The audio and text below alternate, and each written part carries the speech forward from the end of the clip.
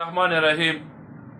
زما د پښتونخوا پښتنو ورونو الله خا د آباد لره خدای پاکم ګل ګلزار لره او الله پاکم د داسې غم نه وساته کم غم چې په پاکستان تحریک انصاف په دې ورکرانو راغلي دي او زه دغه ورکرانو ته خو زما خو ته رستړی شو خو دوی وجود دي زمون خلاف ته غوځو ته مخه د خدای تعالی ټټوانو زه ستاسو خلاف نه ما زه په تاسو باندې خپکیږم او خپکیږم باندې پدې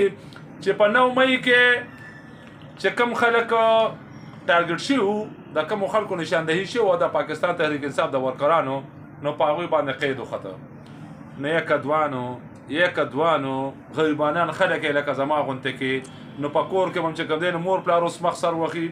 که د چا بیبیانې وي نو هغه بیبیانې بیا مخسر وخی او که د چا بچي وي نو هغه غریبانان چې کوم دی بس په دې وخت کې یتیمانان شو ځکه چې پلار په سر باندې نه بس هغه یتیم وي هغه که یا مړ وي او که یا په جیل کې چې په جیل کې مې دغه مثال د مړ دی نو تاسو څه وکړل او دې خو ستاسو هغه لیډرانې هغه 18 نمبر دارګان هغه ټول خپلو کې یو دي او یو په دې دي چې پرون زمونږ وزیر داخله صاحب راغلی دی کوم وزیر داخله نوم چې تاسو په نمرود او حامان او په پیرغان او په یو څه بل څه باندې اخلي د پاکستان زمونږ د پاره وزیر داخله دی بچ د پاکستان وزیر داخله بس موږ ته خامخا به وزیر داخله خو تاسو وزیر داخله نه منو تاسو وی دا د پاکستان تحریک انصاف د ورکرانو قاتل دی هغه قاتل پرون پیښور ته راغلی او زمونږ زلپانو کاکا وتی السلام علیکم جی وی تاسو څونه مبارک قدمونه دي وی زار شم ستاسو د قدمونو نه دا ستاسو د وزیر اعلی صاحب د زلپانو کاکا دا هغه چې کوم دی دا هغه الفاظ ناغي خپلو کې یو دي دا ټټوان دي دا د بابک صاحب خبره چې دا ټټوان دي دا ستاسو وزیر اعلی ټټو دي د اسټابلیشمنت ستاسو بیرسټر صاحب چې کوم دی ټټو دي او ستاسو چې کوم دی بیرسټر ګوهر دا ټټو دي او دغه ټټوانو تاسو چې کوم دی په میدان باندې جنگي او په خپل باندې خمېدار په زلفې ګوتې او په بریتو باندې ګوتې وکړي او په خپل باندې خم وجراش کړي نه د خدای تعالی ظالمانو دغه 9 مې والا خو بس لاړ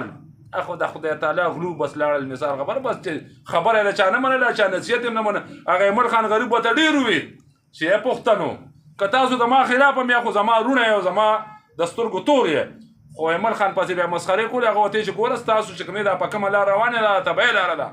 او د دې نه ځان وساتئ دا ستاسو د مشرانو ستاسو د لیډران تاسو په غلطه لار ورچي نو هغه پسې بیا ټوکې کولې اوس د ترایت شو دا ولي باغ دی ولي باغ او د ولي باغ د هر یو کس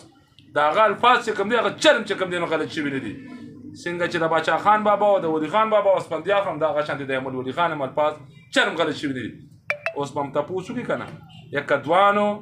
دوانو نو زه اوس ګورم که نه چې لکه ستاسو تپوس به څوک کوي او ستاسو دفاع به څوک کوي او اوس دا نور وایي موږ انقلاب راولو د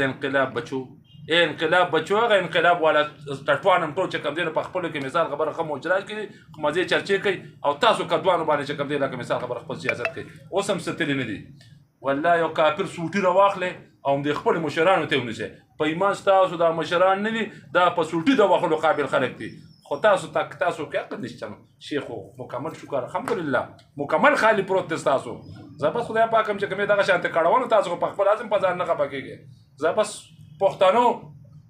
د نورو پښتنو ته هم چې ګوره دین عبرت واخلئ ښه دقه د تبع د لار نه چې کوم دی نه واوړئ